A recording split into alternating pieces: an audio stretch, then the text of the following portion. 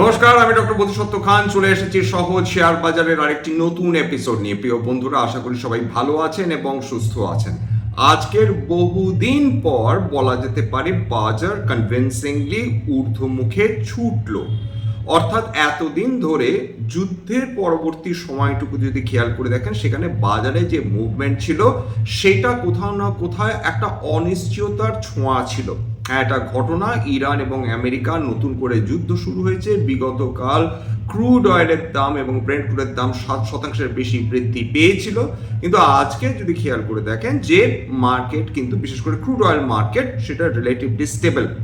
Crude oil এখনো $72 প্রতি ব্যারেলে trade করছে, ব্রেন্ট ক্রুড প্রায় $76.5 প্রতি ব্যারেল ট্রেড করছে। সোনা এবং রূপো আজকে কিন্তু প্রায় 0.1% কাছে পতন নিয়ে ট্রেড করছিল। অর্থাৎ যদি বিনিয়োগকারীদের কথা বলেন, যে আতঙ্ক কাজ করছিল ক্রুড অয়েল এবং ব্রেন্ট ক্রুডের দাম সাংঘাতিকভাবে একদিনে বৃদ্ধি পাওয়ার ক্ষেত্রে, যেহেতু এই দামগুলো আপাতত স্টেবল রয়েছে, তার ফলে বিনিয়োগকারীদের মধ্যে যে তীব্র ভীতির সৃষ্টি হয়েছিল সেটা আপাতত কিছুটা বলা যেতে পারে লাঘব হয়েছে। আজকে যদি বিভিন্ন ইন্ডাইসেসগুলো দেখেন, অর্থাৎ বিভিন্ন নিফটির ইন্ডাইসেস এবং বোম্বে স্টক এক্সচেঞ্জ বা বিএসসি ইন্ডাইসেসগুলো দেখেন, সেখানে খেয়াল করে দেখবেন যে নিফটি মিড ক্যাপ 1.4% উত্থান, নিফটি স্মল ক্যাপ প্রায় 1.55% উত্থান। পিএসইউ ব্যাংক আজকে দুর্দান্ত র্যালি করেছে এবং র্যালির পেছনে যথেষ্ট সঙ্গত কারণ রয়েছে। সরকারি ব্যাংকগুলো বিগত বেশ কয়েক বছর ধরে কোয়ার্টার আফটার কোয়ার্টার দুর্দান্ত পারফরমেন্স করে চলেছে। কেন? প্রফিটের কারণে নয়। ব্যাংকের ক্ষেত্রে বিশেষ করে যদি সরকারি বা বেসরকারি ব্যাংক যাই বলুন না কেন, সেখানে কিন্তু বিনিয়োগকারীরা বিনিয়োগ করেন প্রফিট বৃদ্ধি হচ্ছে এটা দেখে নয়, তারা এটা দেখে বিনিয়োগ করেন যে গ্রস নন পারফর্মিং অ্যাসেট সেটা কমছে না বাড়ছে, নেট নন পারফর্মিং অ্যাসেট সেটা কমছে না বাড়ছে, কাসা রেশিও অর্থাৎ current account savings account ratio সেটা ইমপ্রুভ করছে কিনা, বেসেল নর্মস ফলো করছে কিনা, এবং রিটার্ন অন অ্যাসেট 1-এর বেশি রয়েছে কিনা। এই পয়েন্টসগুলো যারা ব্যাংকিং সেক্টরকে ফলো করেন তারা কিন্তু এটা জানেন।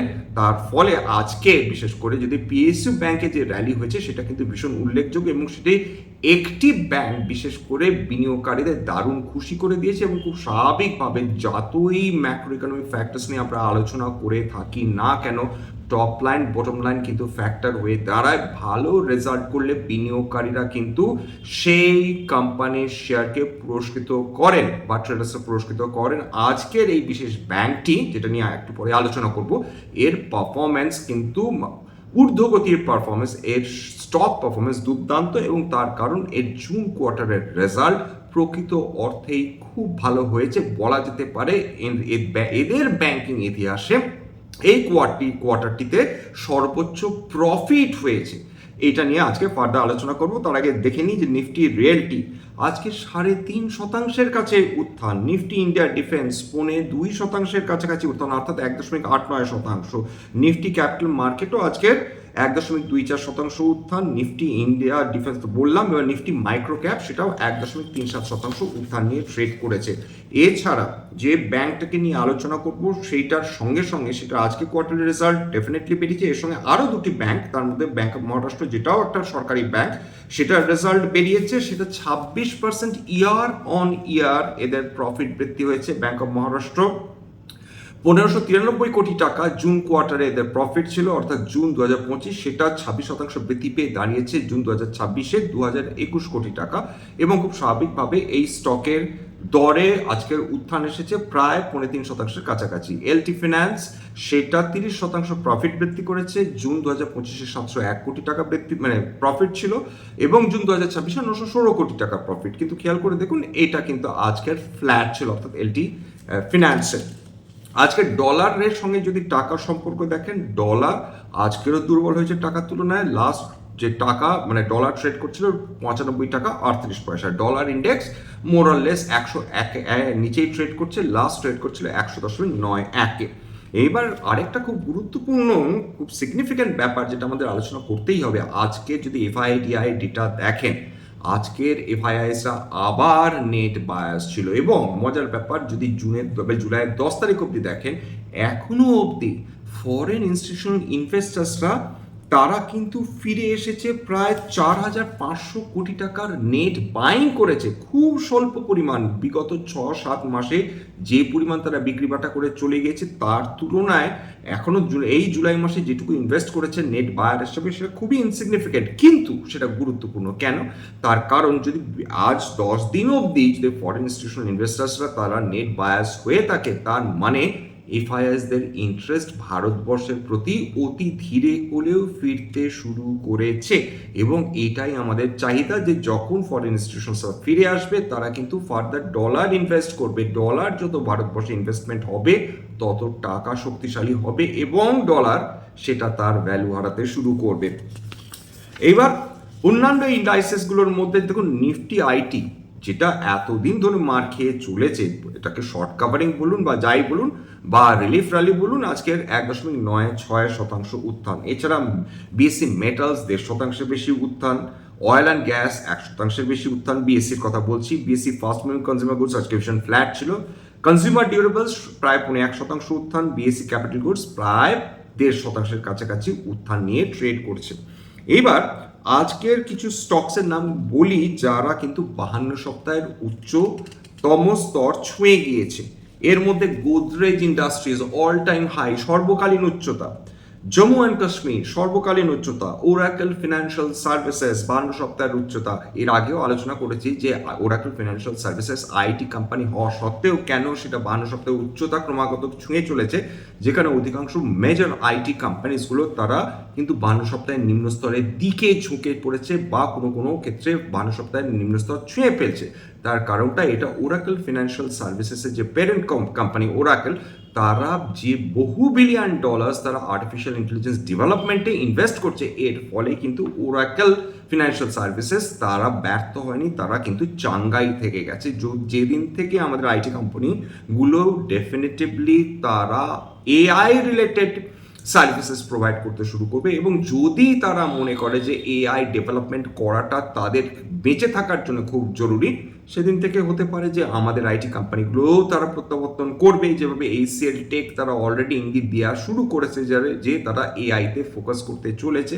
তার ফলে অন্যান্য যদি আইটি স্টকসগুলো দেখেন সেখানে যে হেন পতন এসেছে ততটা কিন্তু এইচসিএল টেককে ছোঁয়নি বলা যেতে পারে, যদিও সেখানেও পতন এসেছে।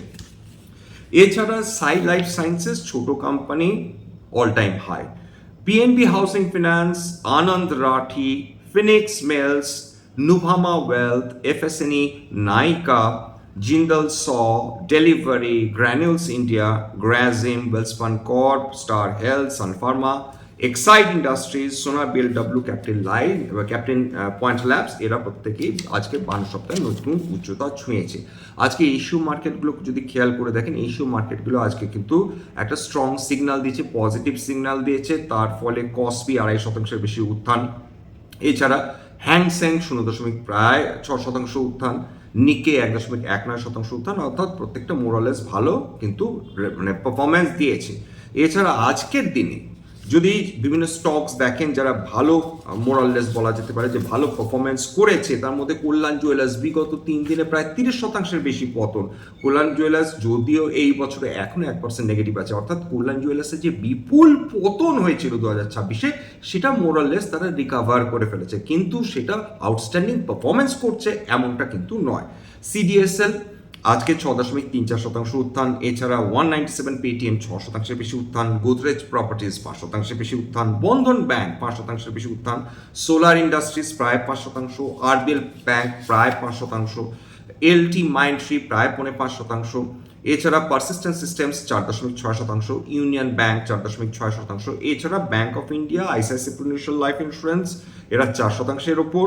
SBI card, DLF, Motilal Oswal finance, IREDA, JSW energy, Biocon, Jio financial, ভেল এরা প্রত্যেকেই 3.5%-এর বেশি উত্থান দিয়েছে। এইবার চলে আসি সেই স্টকটা, অর্থাৎ ইন্ডিয়ান ব্যাংকের কথা আমি বলছি, আজকে 9.5%-এর বেশি উত্থান দেখেছে। কি হলো এই ব্যাংকটা?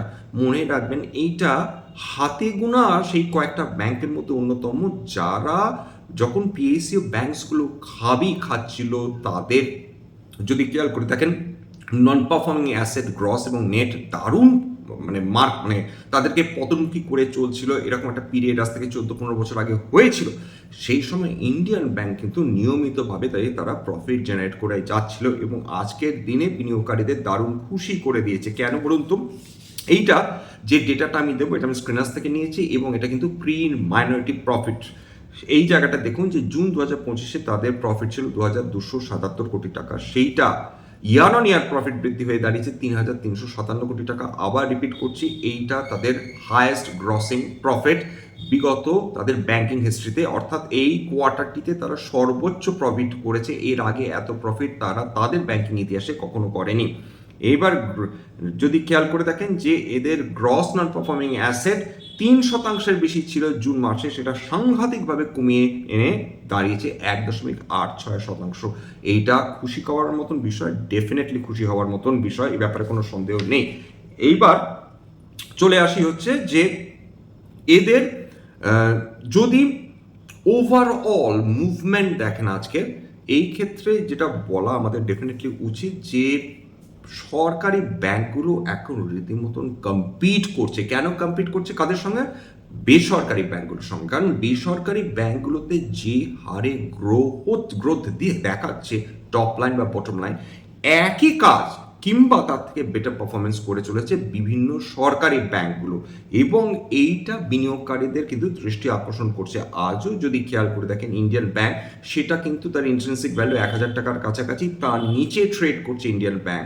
তার প্রাইস টু বুক ভ্যালু দেখুন ভীষণ কম, রিটার্ন অন অ্যাসেট খুব ভালো এবং ডেফিনেটলি এদের যে ডিভিডেন্ড ইল্ড সেটাও কিন্তু ভীষণ আকর্ষণীয়। সবসময় মাথায় রাখবেন যে সরকারি ব্যাংকগুলো ইউজুয়ালি কিন্তু ভালো ডিভিডেন্ড দিয়ে থাকে। শুধু সরকারি ব্যাংকগুলো বলে ভুল হবে, সরকারি প্রতিষ্ঠানগুলো যারা লিস্টেড কোম্পানিজ তাদের প্রবণতাই থাকে যে তারা কিন্তু ভালো পরিমাণ তারা ডিভিডেন্ড ইল্ড দেবেন।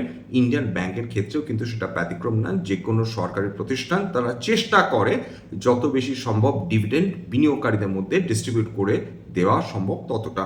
যাক, এবার তো প্রত্যাশা থাকবেই যে ইরান আমেরিকা আপাতত এই যে শুক্রবার আজকে লাস্ট ট্রেডিং ডে, মানে বন্ধ হলো, মার্কেট শনি রবি বন্ধ থাকছে। সুতরাং এই পিরিয়ডের মধ্যে ডোনাল্ড ট্রাম্প কি করবেন, ইরান কি করবে, তারা পরস্পরকে আরো যদি গুঁতোগুঁতি করে সেই ক্ষেত্রে বাজার যদি একটা নেগেটিভ টার্ন নিয়ে নেয় তাহলে কি হবে। সুতরাং শনি রবিটা ভীষণ ভাইটাল। এই সময় যদি ইরান এবং আমেরিকা নতুন করে অ্যাডভেঞ্চারাস না হয়ে ওঠে, যদি ক্রুড অয়েলের দাম এদিক ওদিক না হয়, যদি আপাতত কোনো চুক্তি নাও হয়, কেবলমাত্র যদি দুজনের গণ্ডির মধ্যে থাকে, তাহলে বাজারের ক্ষেত্রে আমরা ফার্দার র্যালি দেখতে পারি। নতুবা হঠাৎ করে ডোনাল্ড ট্রাম্প হঠাৎ করে তিনি বললেন ইরানের সঙ্গে কোনো সম্পর্ক নেই, সেক্ষেত্রে একটু সন্দেহ জাগে বই কি, কারণ ভদ্রলোক কখন কি করবেন এবং সেটার প্রভাব তিনি বিলক্ষণ জানেন যে কোন কোন অ্যাসেট মার্কেটে পড়তে পারে। সেই অনুযায়ী তিনি যদি কাজ করেন, সেক্ষেত্রে আমাদের ডোনাল্ড ট্রাম্পের এই শাসনকাল যতক্ষণ না পেরোচ্ছে ততক্ষণ অপেক্ষা করতে হবে। কারণ এতখানি ভোলেটিলিটি কেবলমাত্র মার্কেটের নয়, তার নিজের, তার ফলে যারা শর্ট টার্ম বিনিয়োগকারী বা ট্রেডার্স তারা ডেফিনেটলি ক্ষতিগ্রস্ত হন বই কি। যা শেষ করছি, স্ট্যান্ডার্ড ডিসক্লোজার যে কোম্পানিজগুলো নিয়ে আলোচনা করলাম, হতে পারে তার মধ্যে কয়েকটাতে আমার বা আমার পরিবারের ভেস্টেড ইন্টারেস্ট থাকলেও থাকতে পারে। ভবিষ্যতে যদি নতুন করে কিনি বা বিক্রি করি, আগামী বিজ্ঞপ্তি দিয়ে কিনতে বা বিক্রি করতে পারবো না। স্ট্যান্ডার্ড ডিসক্লোজার, এটা ডিসক্লেমার, এটা কেবলমাত্র একটা এডুকেশনাল চ্যানেল। বাঙালি বিনিয়োগকারীদের ইনভেস্টার অ্যাওয়ারনেস বৃদ্ধির জন্য এখানে কোনো ধরনের কোনো শেয়ারের buy sell recommendation, suggestion, advice এমনকি ইনফ্লুয়েন্স করার প্রচেষ্টা নেই। আমার কথা শুনে যদি কোনো শেয়ার বা কোনো অ্যাসেটে বাই সেল সিদ্ধান্ত নেন, ক্ষতির মুখোমুখি হতে পারেন। সুতরাং সবসময় একজন সেবি রেজিস্টার্ড ইনভেস্টমেন্ট অ্যাডভাইসারের পরামর্শ নেওয়ার চেষ্টা করবেন বা নিজের ডিউ ডিলিজেন্স করবেন, সেক্ষেত্রে আপনারা উপকৃত হলেও হতে পারেন। সবশেষে যেটা বলি, যদি এই ধরনের এপিসোড আপনাদের ভালো লাগে, প্লিজ একটা লাইক দেবেন, প্লিজ সাবস্ক্রাইব করবেন এবং যদি সত্যি মনে হয় আমার বাঙালি ভাই বোনদের জীবনে একটুখানি ভ্যালু অ্যাড করতে পেরেছি, প্লিজ নিজে গ্রুপে শেয়ার করে দেওয়ার চেষ্টা করবেন। আজকের জন্য নমস্কার।